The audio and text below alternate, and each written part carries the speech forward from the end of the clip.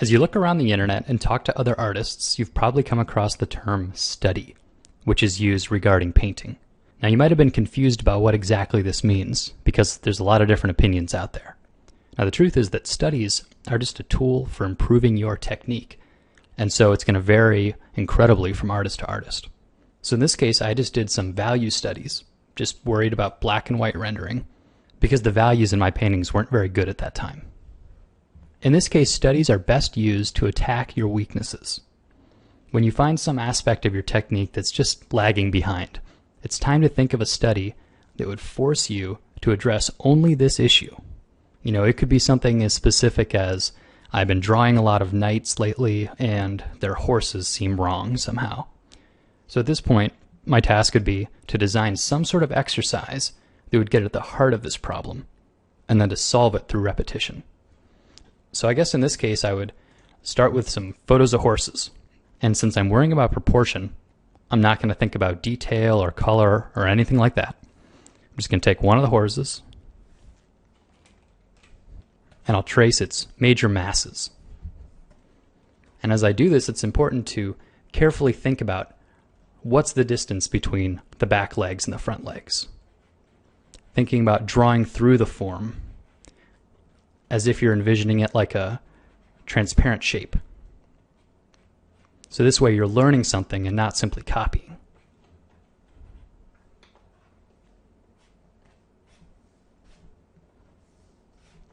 And if in this case proportions are what I'm going after, it really doesn't need to be detailed at all.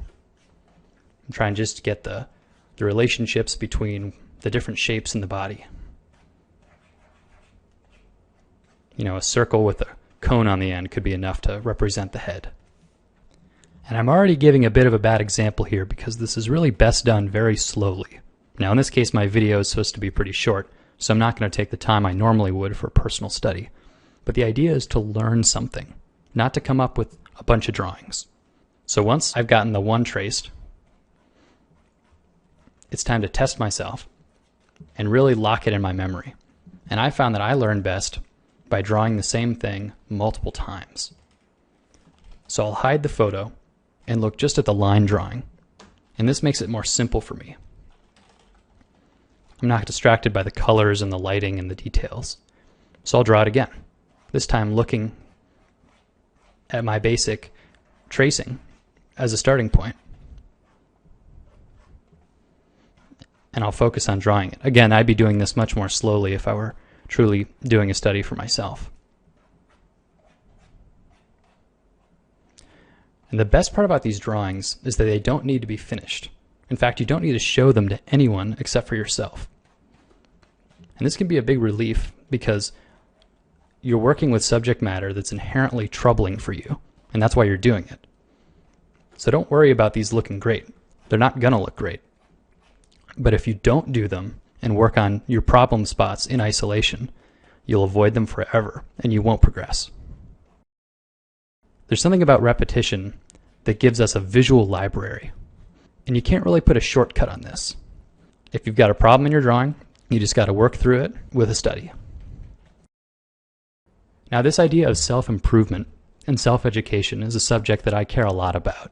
It's one of the reasons I made this site to begin with. So you'll find that I'm periodically releasing videos that deal with personal studies that I like to do, and hopefully they'll give you some ideas for studies that you can do to work on your own trouble spots.